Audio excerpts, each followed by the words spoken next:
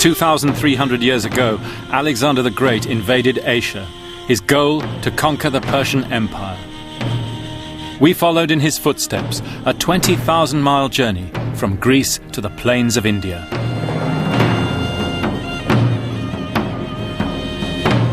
By the 8th year of the war, Alexander had defeated the peoples of Central Asia. And now he turned towards India, heading for what he believed would be the end of the earth.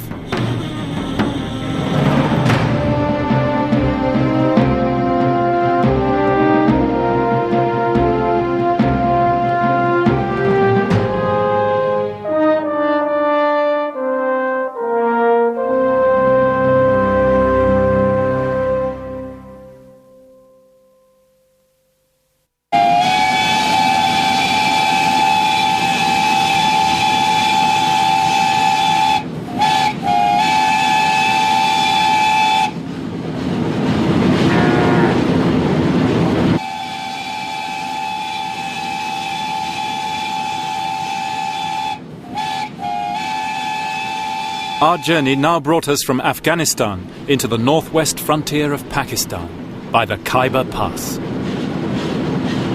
In the spring of 326 BC, astonished local people would have seen 60,000 Greeks tramping down these hills. We came down into Pakistan in the company of some British train spotters. Not no tea. Or beer. I could really do with a British rail sandwich at this moment. We can't do with a beer, never mind a sandwich. They'd come to see the Khyber Railway, built under the British Empire. I was looking for traces of an older past, but the strategic importance of the Khyber has never changed since the dawn of history. It's always been the main invasion route into India, and the Macedonians crossed it that spring to enter an exotic and mysterious land. In those days, 1,000 years before the coming of Islam, Hindu India began at the Indus. That's where the name comes from. Indian people were a source of rumour and myth to the Greeks. They have the strangest customs on earth, the Greeks said. To Alexander, it must have been simply irresistible.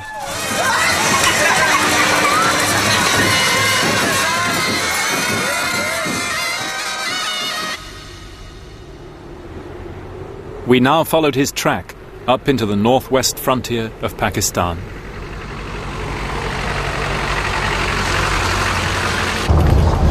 You can imagine Alexander driving his troops over these passes. He's 29 now, no longer young.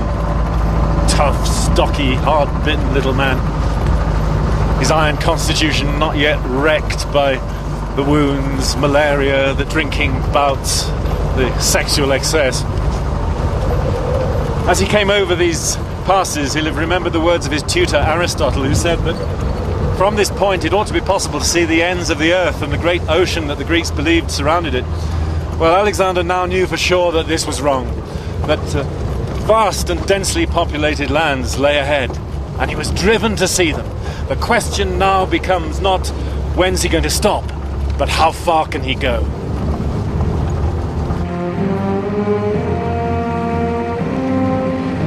Alexander planned the invasion of India as a two-pronged attack. The main army headed down through Peshawar to the Indus. Alexander himself cut north, perhaps to explore as much as to fight.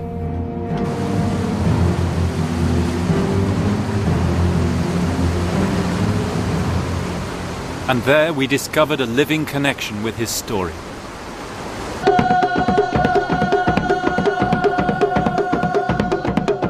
These are the Kalash, the black pagans of the Hindu Kush, a tiny survival in a surrounding sea of Islam.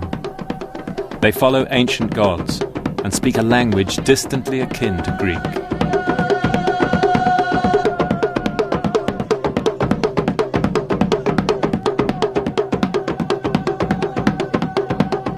The people welcomed Alexander, and they told him an amazing story. They too were worshippers of the Greek god of ecstasy, Dionysus. Alexander had once again hit gold. From his mother's knee, Alexander had been told tales of Dionysus, how he'd been born far out to the east. Now the people took him to sacrifice on the very mountain where they said Dionysus had been born. To Alexander, it was an unmistakable sign. The god was here.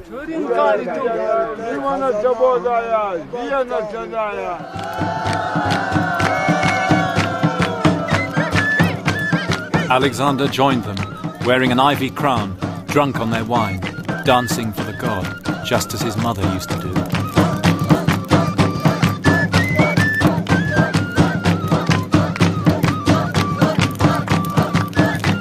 And today the Kalash add another twist to the tale.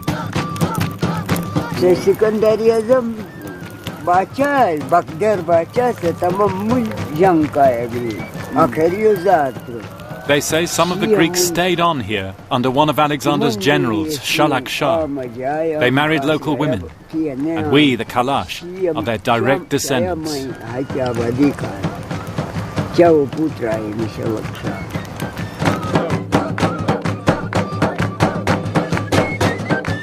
If the story was true, I drank wine that night with the descendants of Alexander's army.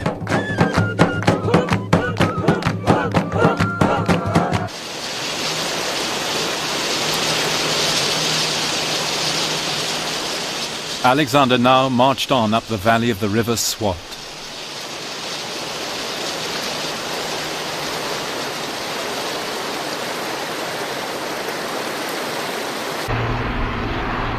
In their thousands, refugees now fled in terror eastwards.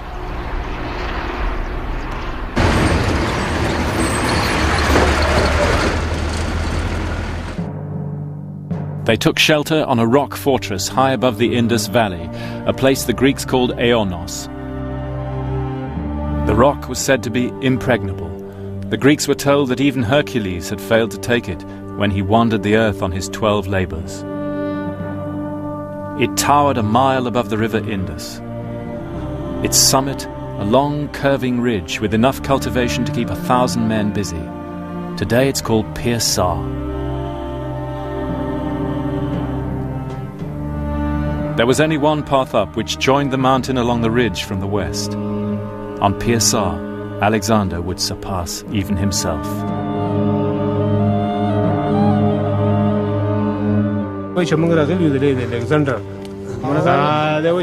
We set out to climb Pir-Sar in the Macedonians' footsteps. It's a wild region here, and the district officer gave us guides and armed police to drive off wolves and bandits. Thank you very much.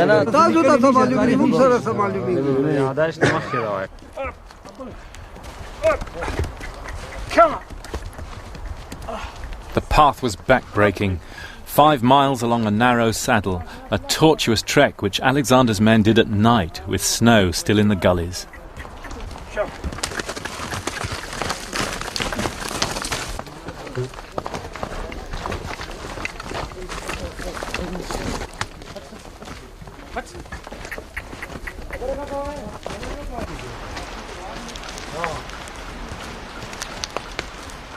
According to the Greeks, their advance guard was led by local guides up onto the rock, and they came on a secret path. And there's only one way that could be, it's this. It comes across this narrow neck of land, which is the only way you can get onto the rock.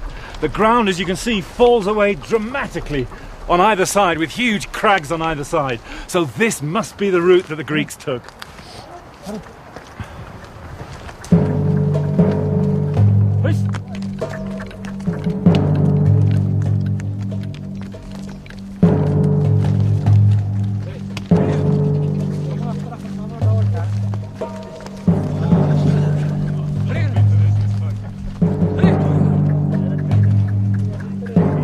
As the path got worse and worse, I found myself wondering why he'd bothered.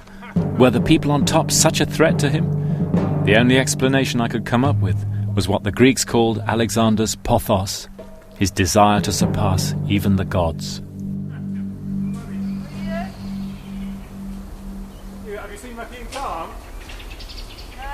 By nightfall, we'd become separated. Makin Khan! Our guides were lost. We're gonna stop here! It was pitch dark before we found somewhere to stay, an abandoned mosque used in summer by the shepherds.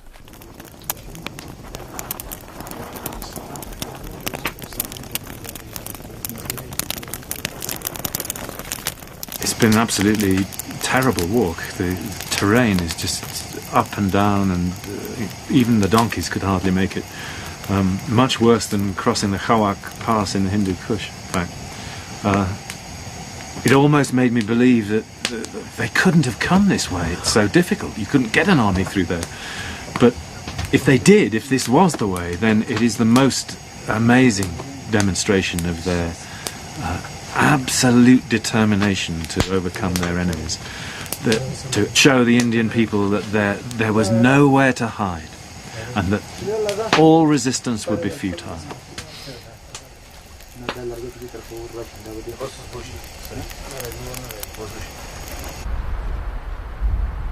Next day, in a chill dawn, we looked down on the Indus from 8,000 feet.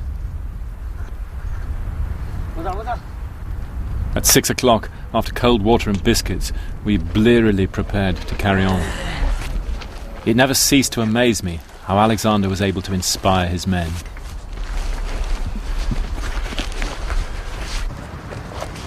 They must have been tough old birds, these Macedonians. That's all I can say.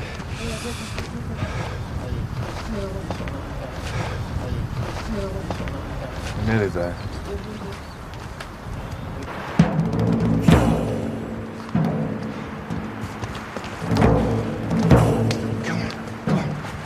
Come.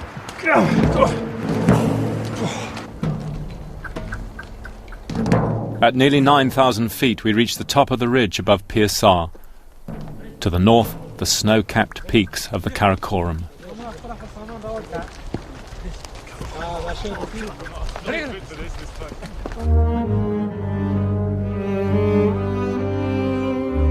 Alexander's men now discovered that a deep ravine lay between them and Pirsar itself, and unbelievable as it may seem, Alexander ordered his troops to bridge it.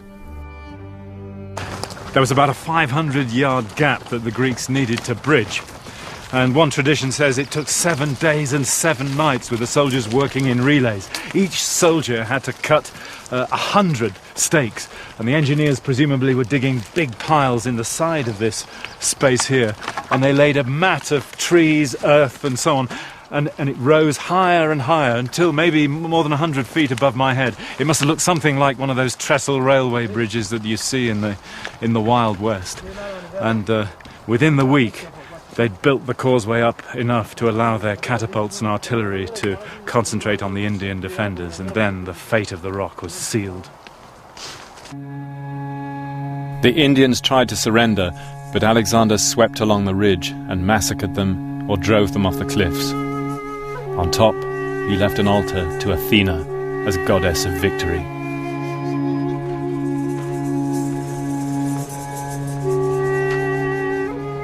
Looking out towards the roof of the world, Alexander could reflect he had surpassed even Hercules himself.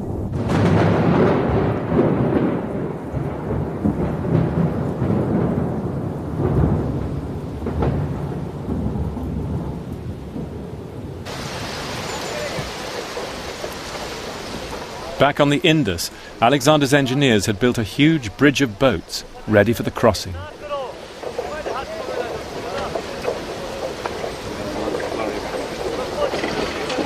It must have taken them several days. By now the army was like a moving city. There were 64,000 infantry, 12,000 cavalry, camp followers, women, children, scientists, poets, even entertainers. And the surveyors who were still measuring every step from Greece to the end of the earth. And that was getting closer every day.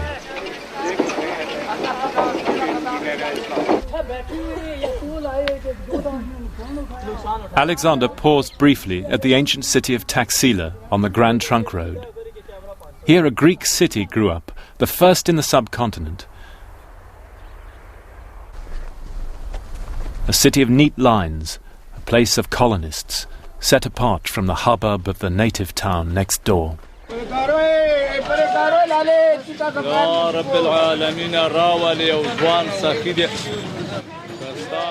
For centuries after, Greek was spoken in these streets just as English is now. In the bazaars you can still find the coins of Alexander's successors, Greek Maharajas lauding it in a Greek Raj. Ah, this is Greek. Yes, Eucratides the Great. Where did the coin come from? Does he know? And on their coins the heirs of Alexander proudly sport the cavalry hat and scarf of Alexander's crack units, with all the swagger of fighter aces, the viciously valiant Greeks, as the Indians called them. So began the meeting of two of the great civilizations in history. Alexander too was shown with the headdress of elephant hide, conqueror of India. That was his ambition now.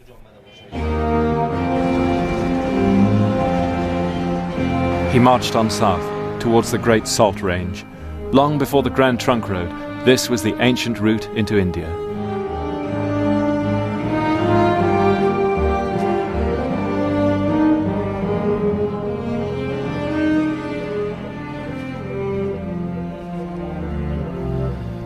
When you come over the Great Salt Range, suddenly a wonderful view opens up. The Jhelum River, the first of the 5 great rivers of the Punjab, and beyond the plains of India stretching away as far as the Ganges itself, the heartland of Indian civilization. For the Greek troops and their leadership, it must have been an extraordinary moment after all the thousands of miles that they'd travelled. And from now on, they'd be marching into the unknown.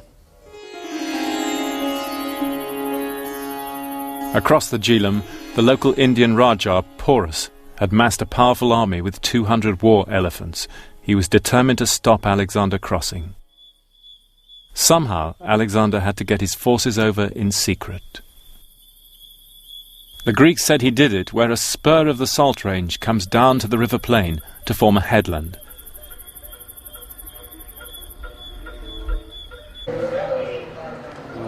I went looking for it at the little village of Jalalpur.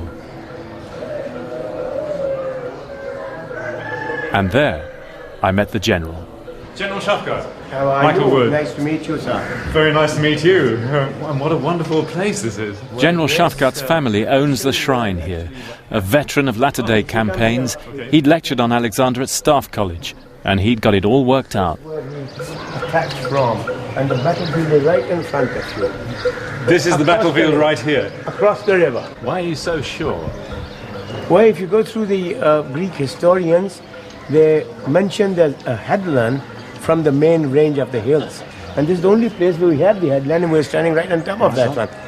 And on the far side, according to the historian, there was a ravine where he hid his cavalry and the other forces during the day and the night, and crossed it across to the island, which still exists. And this, as a matter of fact, out of this whole range of hills, this is the only place where he could have crossed. Wonderful, wonderful.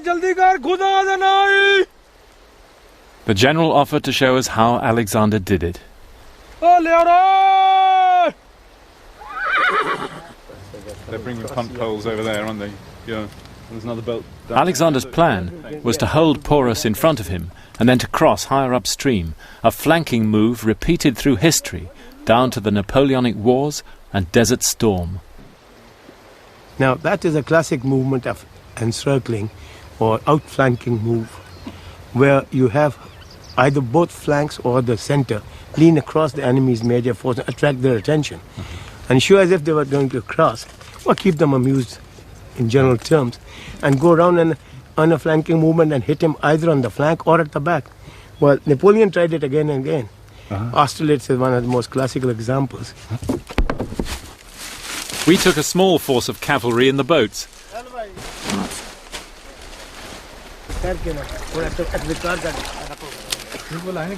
Our infantry crossed on bales of straw, just as the Greeks did.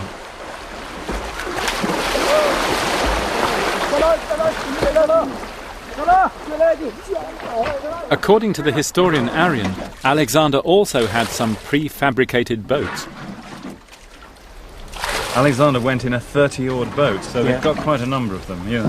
They could probably take a lot of troops. But the cavalry, he says, came across on rafts that they'd made and prepared beforehand, stuffed with... They must be with planks on top, stuffed with straw, local brush and things. No. We make them in a different manner, only to take the infantry across, not the horses. What, you still use them in the army in our time? Yes, we do.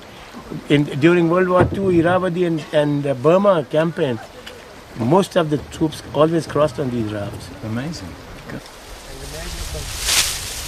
The general decided I was so woefully ignorant of military matters, I should get first-hand experience of what Alexander's men went through. With this kind of stuff. This has been going on on the Burma front during World War II. Yeah. Most of the crossings were done on this thing at night.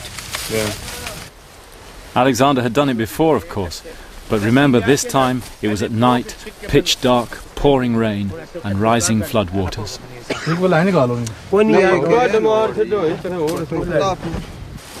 Up to you.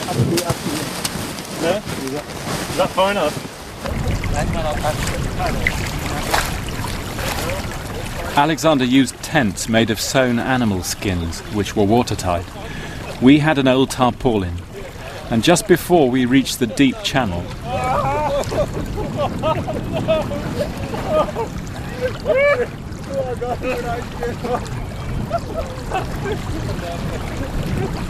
should have gone first, the middle one and the two others climbed simultaneously on both sides. Otherwise you will tilt it and get water abroad.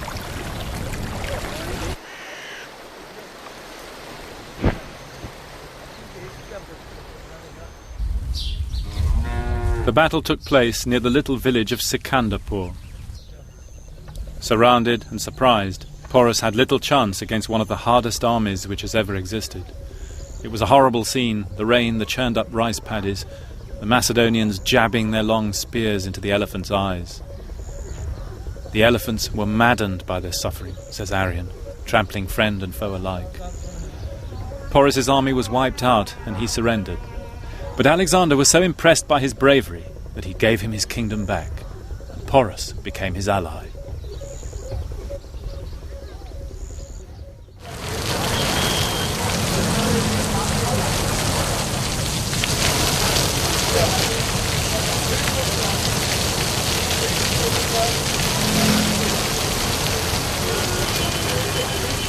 The march restarted around midsummer, right in the middle of the monsoon rains.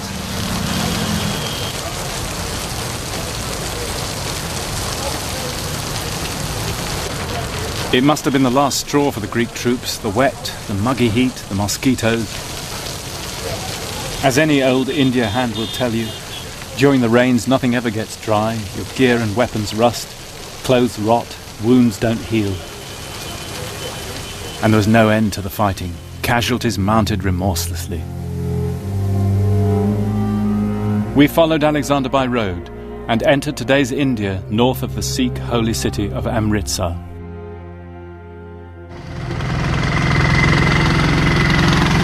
Nearby we picked up 2 taxis to take us on to Alexander's appointment with destiny by the banks of the river Bias.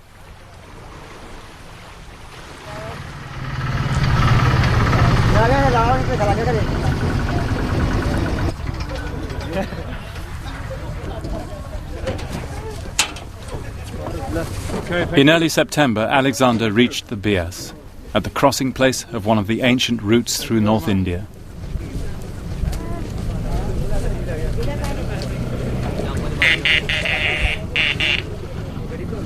As he stared out across the river, Alexander still thought the end of the earth was near. His teacher Aristotle had taught him India was a short peninsula jutting into the great ocean which circled the earth. As far as he knew, they didn't have far to go.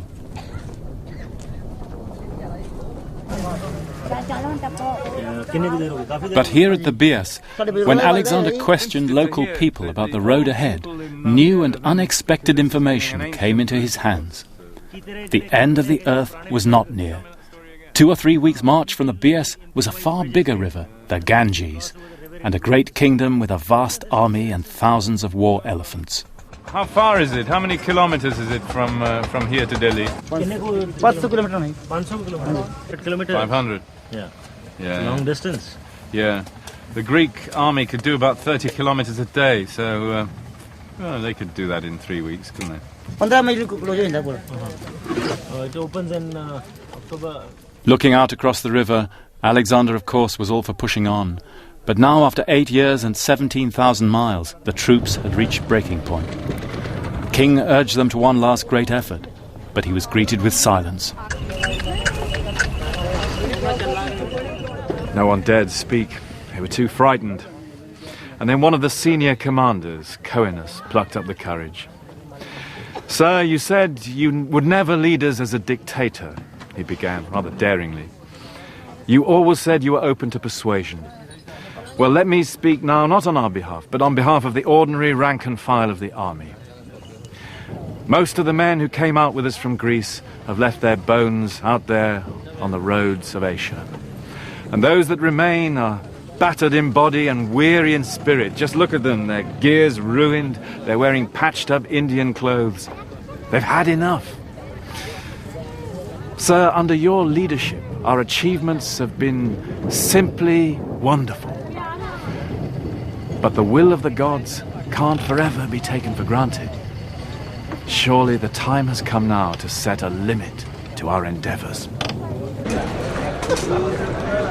The king had reached the moment on which his life would turn.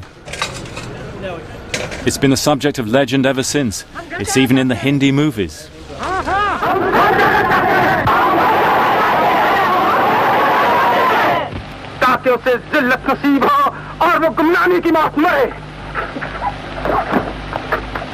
The king was beside himself with fury. For 3 days he sulked in his tent. Then, seeing the army's mood, Alexander asked the gods for a sign.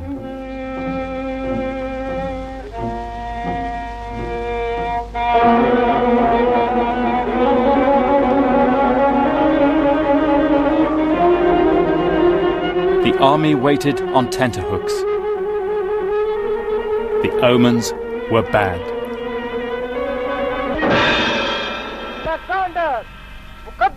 Alexander accepted the will of the gods and agreed to turn back.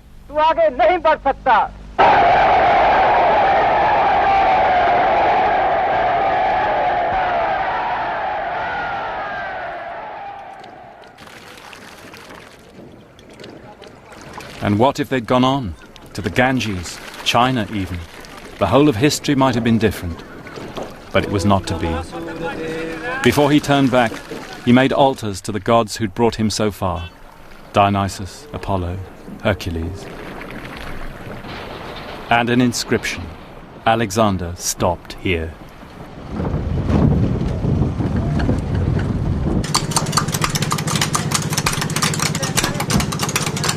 Back on the Jhelum River, he'd ordered a fleet to be built, ready to journey down the Indus to the ocean. 1,000 vessels all told. They included Greek galleys.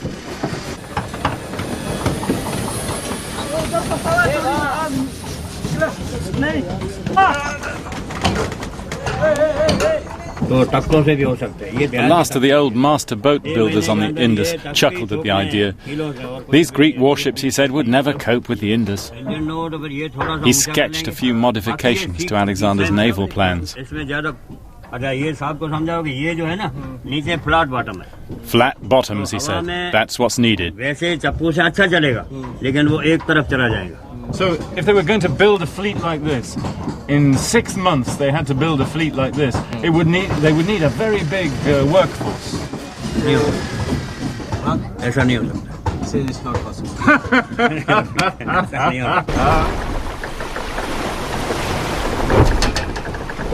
Not possible, but Alexander did it. He set sail mid-November, the main army marching with him along the riverbank. They cast off to the sound of bands and were watched by the Indians, who followed for a while in amazement.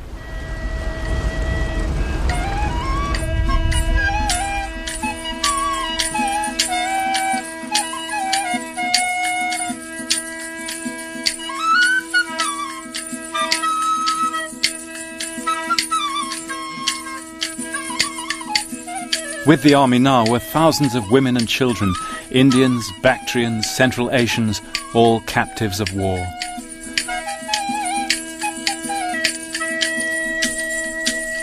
Among them was Alexander's teenage wife, Roxane.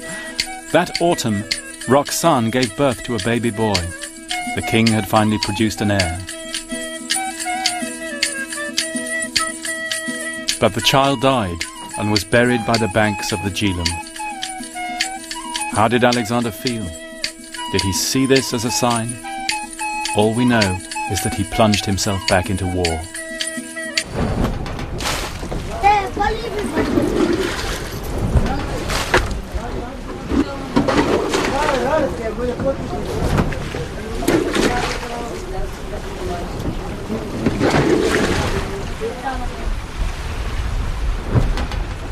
The journey down the Indus took 7 months. It led them through great kingdoms and past ancient cities. Everywhere in today's Pakistan, Alexander met resistance, whose ferocity perplexed him. It's with the journey down the Indus that the whole tenor of the expedition seems to change.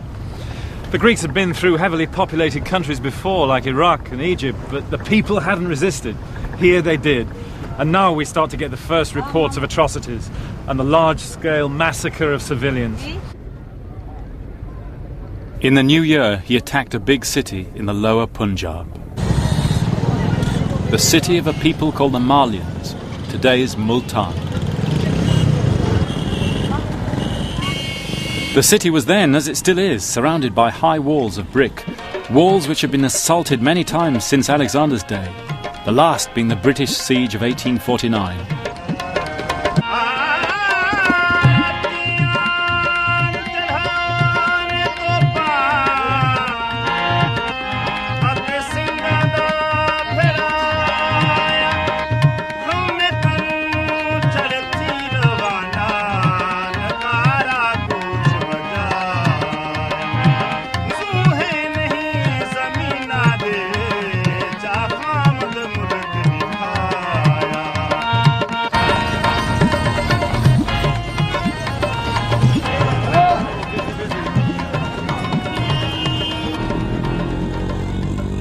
Local legend says Alexander's siege broke through at a place called the Tower of Blood.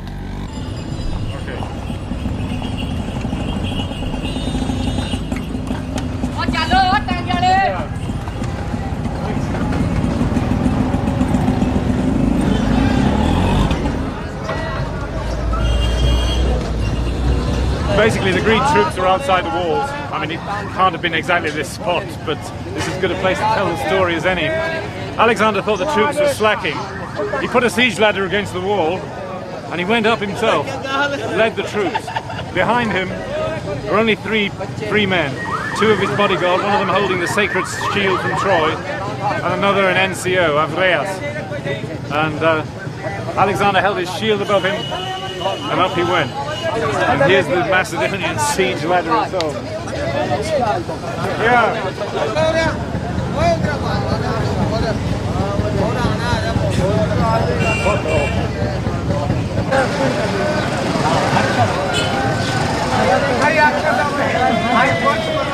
The Macedonian siege ladders were as wobbly as this one. As they reached the top, the weight of the troops behind broke the ladder, leaving the 4 men on their own. Salam! It's alright, I'm only a Macedonian soldier. When Alexander got onto the top, he crouched on the top of the wall, says Arian, behind his shield. The other 3 men came up with him. And then, at that moment, surrounded by Indian defenders, exposed on the wall, he took his life into his own hands and leapt into the fortress rather than outside, leaving the rest of the army behind. Then the Indian defenders closed in on him, and he was forced to throw stones at them, beat them off with his sword and so on. The rest of the army behind, panic-stricken, tried to find a way of getting into the city, while the 4 men desperately defended themselves. The NCO Avreas was hit by an arrow in the face and killed, and then Alexander himself was struck by an arrow that went in the open bit underneath his armour straight into his lung. He collapsed on the floor, bleeding profusely, and the bodyguard Pevkestas straddled him, holding the sacred shield from Troy and trying to beat off the Indian attackers.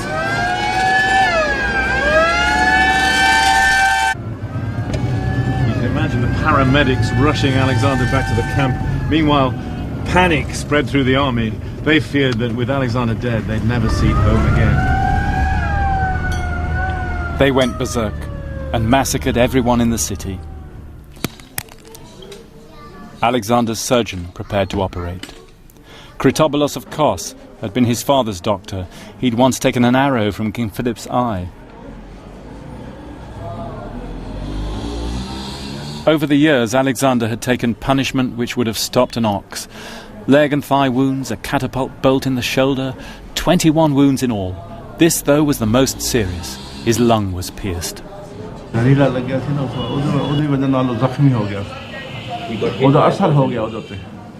The story here is that the arrow was poisoned and that Alexander never really recovered. Now, the Greek historians don't mention this, but the traditional doctors here, the Hakims, claim descent from Alexander's doctors. They practice what they call Greek medicine, so perhaps they should know. But poison or not, both doctor and patient knew that Alexander was very close to death.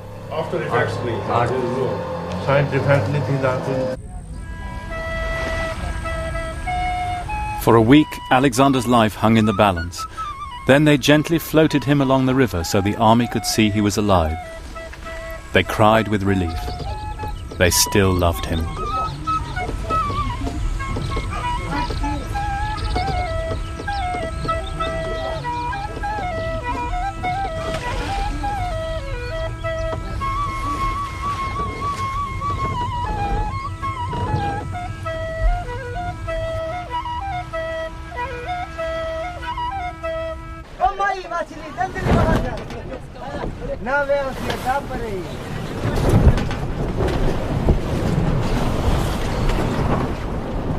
The journey down the Indus took from November until the next summer, fighting all the way. Alexander founded another Alexandria at the confluence of the rivers. In July, he reached the Indus Delta.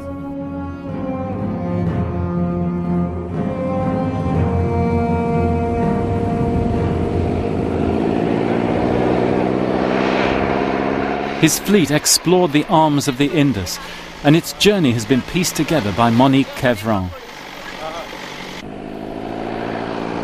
We drove across the bay where Alexander coasted that summer.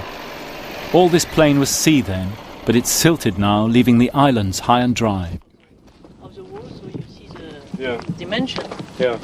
Dimension. Maybe you want to see the position of this tower. Ah. Alexander's admiral Nearchus says he built fortifications at a place he called Alexander's Harbour. Tower where the soldiers. They were here on this spot. Yes, that is clearly written in the ancient text. And they survive eating oysters. Arian mentions this. Yes, oysters and mussels and of a very big size. Yeah. So it is possible then that these are left by the Greek soldiers during their stay here. I let you tell it, but I believe. The oysters couldn't be from Islamic times because eating shellfish is against the Muslim religion. Most likely, it was Alexander's Greeks who left these shells. And they were very happy after, from so long time, they have left their country to have oysters, seafood. Alexander's last act in India was to build altars, just as he'd done in Central Asia and the Punjab. He put them on a tiny island in the sea. It's never been found, but in the middle of the Delta Plain is another long-forgotten island, the last before the open sea.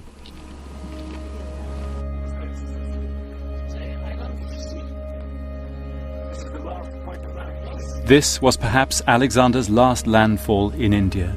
Perhaps he stood on this spot, staring out to sea, as his fleet set sail for the Gulf, following the line of the setting sun.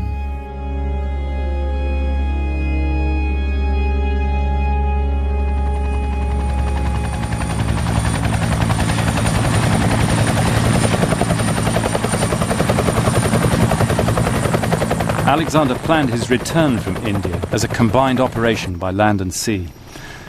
And with the help of the Pakistan Navy, we tried to trace his fleet's progress. along the bleak coast of the Makran.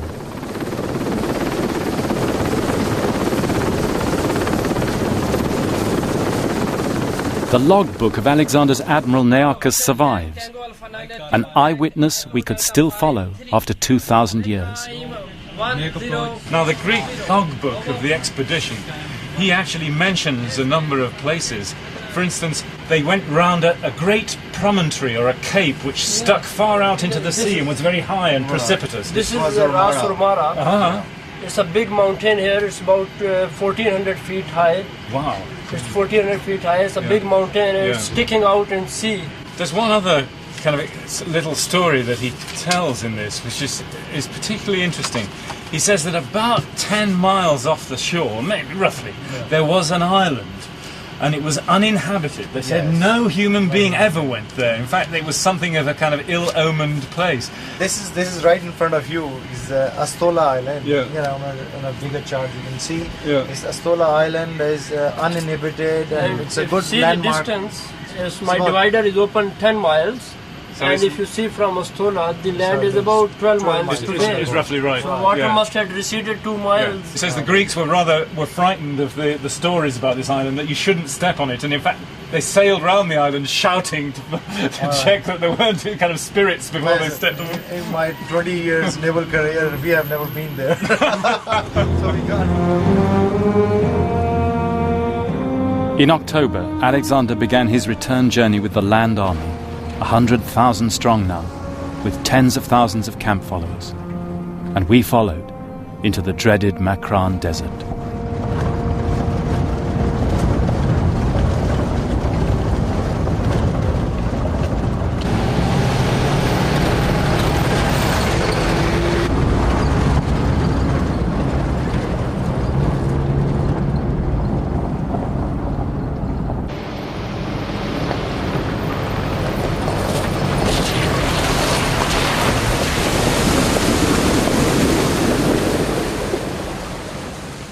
This part of the Makran is known for great flash floods in the autumn, the time Alexander came through. The local Baluchis told us whole villages can be swept away. And this is what happened to Alexander. One night the army camped in a stream bed and a flash flood killed many people. Worse was to follow.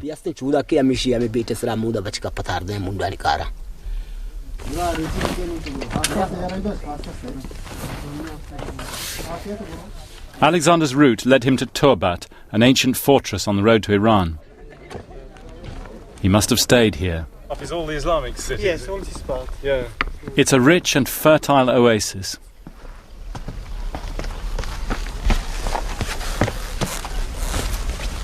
Wow, what a view. Yes, you can see the Zikri wall there. From Turbat, the main route to Iran goes straight as a die westwards up the Ketch Valley. But Alexander didn't take it.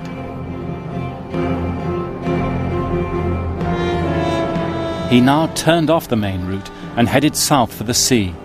It's only 100 miles, but it goes through the harshest terrain.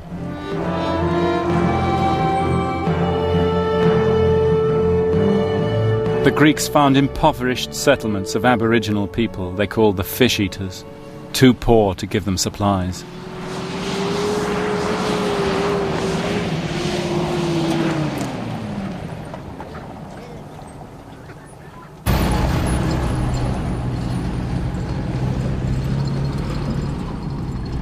Oh, God. We've been on this road now for 10 hours. We've had half a litre of water and 2 oranges each. I don't think we took the preparations for this leg of the trip as seriously as we should have done. But then I don't think Alexander the Great did either. In fact, coming this way makes me think it was a crazy notion to bring an army through here. The last big spring is 50 kilometres back. The Greeks, you can be sure, were in trouble before they even hit the sea.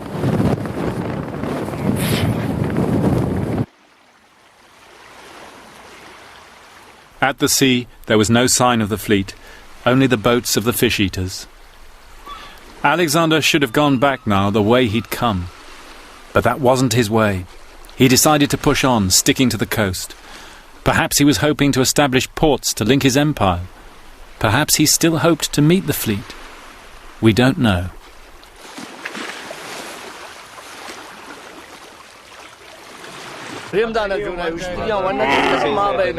From here, the only way to follow him was by camel. Just check this. An outsider will die on this route, yeah? Is that right? An outsider will die. God, You won't be able to find anyone. Oh, great. That's extremely comforting to know.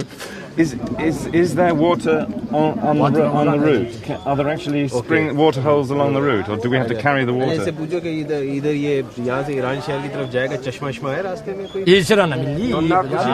He says that there's very few water springs. Oh, that's great. If I go, I can't find those. We better take somebody with us who can. Then. Shabash. Pada na. Pada.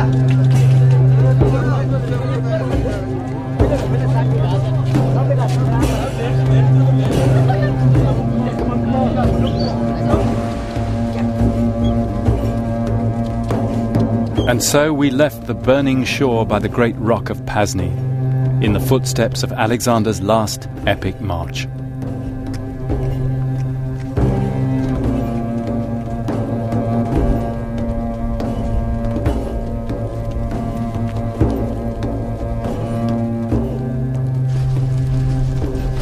The journey for Alexander's army soon became a nightmare. Greeks came into an area of great hills of sand, and then Arrian says their feet sank in like treading into untrodden snow, and the horses and the mules just couldn't cope with that at all because they didn't have camels as we do. And sometimes Arrian says they had to go through the whole night without water, and in the morning they'd be leaving people behind who were sick or ill or just too tired or absolutely dying of thirst. And of course, those people were never seen again. They were lost, says Arrian, like people fallen overboard and lost at sea.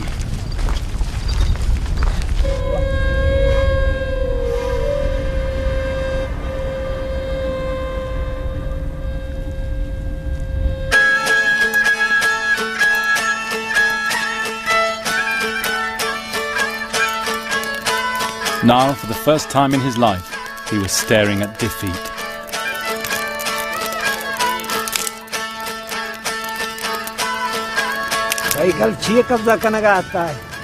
Why did he come here to the Makran? I just don't know. He was trying to get back to Iran, I guess. But why he came here to this coast, I don't understand. I don't understand.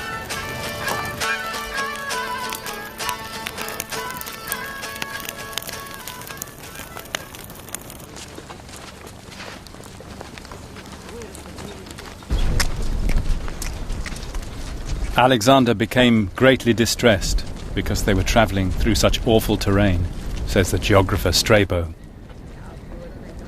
According to one source, only a quarter of the army survived. The truth will never be known, but even though he was in such desperate straits, Alexander still showed flashes of his old self. Alexander was leading the army on foot, as he often did, to encourage the troops, and everybody was absolutely desperate for thirst. And some soldiers found a tiny bit of water in a dried-up stream bed and brought it to him just in a helmet. And in front of the whole army, he poured it away into the sand. If they couldn't drink, then he wouldn't. The Greeks always cited this story as being proof of his noble character. Personally, I find it a little frightening that after all that he'd put them through, they could still be won over by his tricks.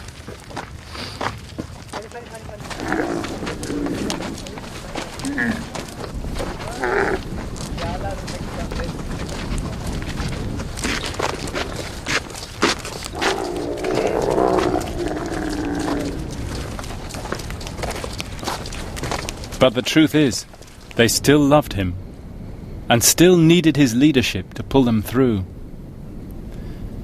And he still needed them in order to be Alexander.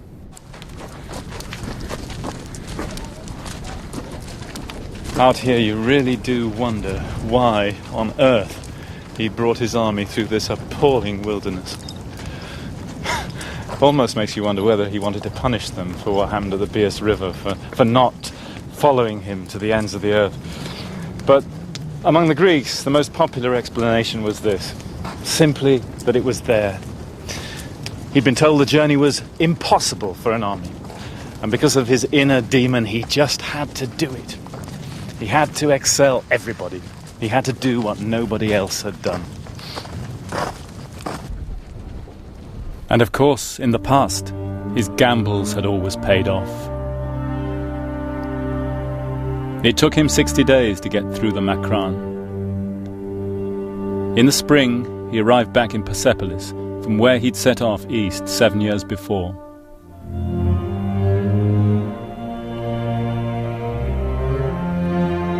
He walked through the burned palace of the Persian kings, destroyed at his orders. And with hindsight, he regretted what he'd done. After all, he was the king now. He was now wearing the robes and tiara of the Persian Shah. He could no longer be a mere conqueror, a seeker after glory. Now he had to rule the biggest empire the world had ever seen.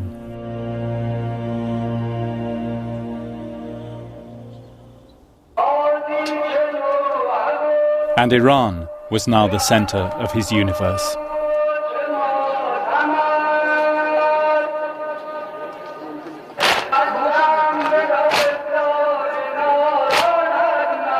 He still had great plans, among them to conquer the West.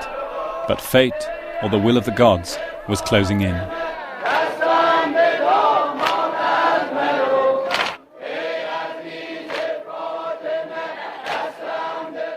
There, suddenly, after a massive binge, his dearest friend and lover, Hephaestion, died. Alexander was almost suicidal in his grief. "Others loved me because I was king," he said. "Hephaestion loved me for myself."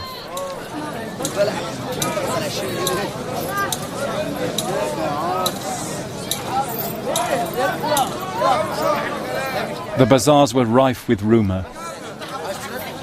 Some spoke of poison, that the king too did not have long to live, that the omens were against him, that he'd lost his sense of purpose. The legend is still told by the traditional tale-tellers in Iran.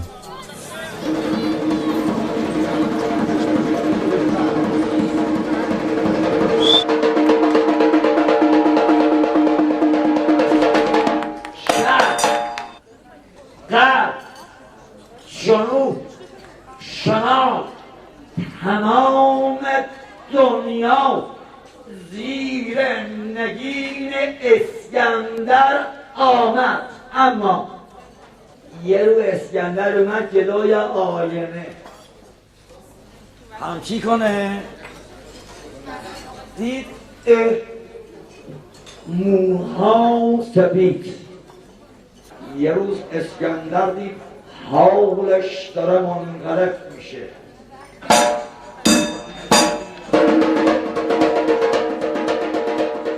That last spring, he moved back into Iraq.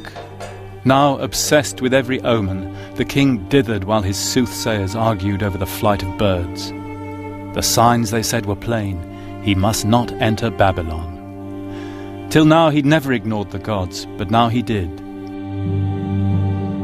By the banks of the Euphrates, after another heavy drinking session, the king fell ill. The wounds, alcohol, grief had finally taken their toll. Imagine the claustrophobia of the palace, the hanging gardens with their forest of palms, the somnolent heat of the river. There's a diary of those last days. It's one of the most dramatic records in history. This is the account of the king's last days. It comes almost word for word from the royal diaries. On the 29th of May, he slept in the bathroom because he was feverish. He spent the next day playing dice. 31st, he bathed and lay down in the bathroom, listening to Nearchus tell the story of the return of the fleet from India. On the 1st of June, the fever grew more intense. He had a bad night, and all through the next day, his fever was very high. 5th of June, they moved him to the other side of the river. There he slept a little, but the fever did not abate. The Macedonian veterans now believed he was dead and pushed their way into the palace to see him a last time. The motive in almost every heart was grief and a sort of helpless bewilderment at the thought of losing him. Lying speechless as the men filed by, he still struggled to raise his head, and with his eyes gave a look of recognition to each individual as he went past. On the 10th of June, towards evening, he died. O Vasiles Alexandros,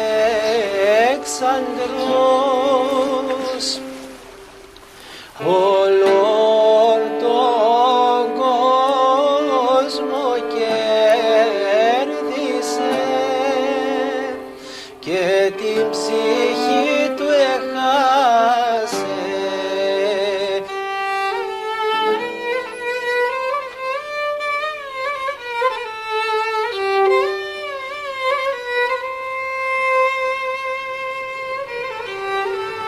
After 20,000 miles, our journey was over.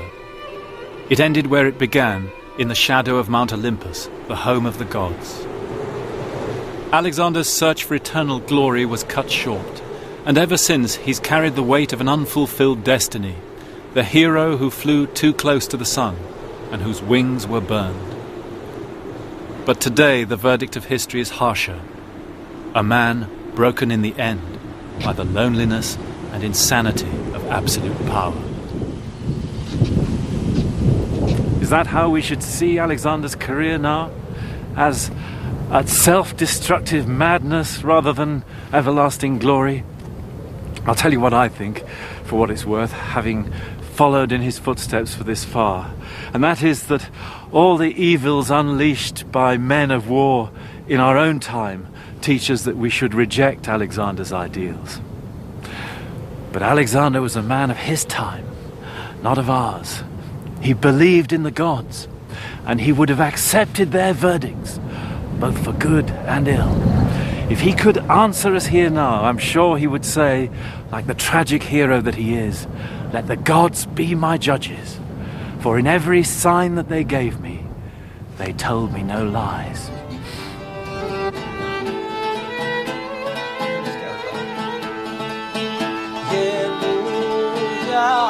Σε παράγγειλα στην Μακεδονία,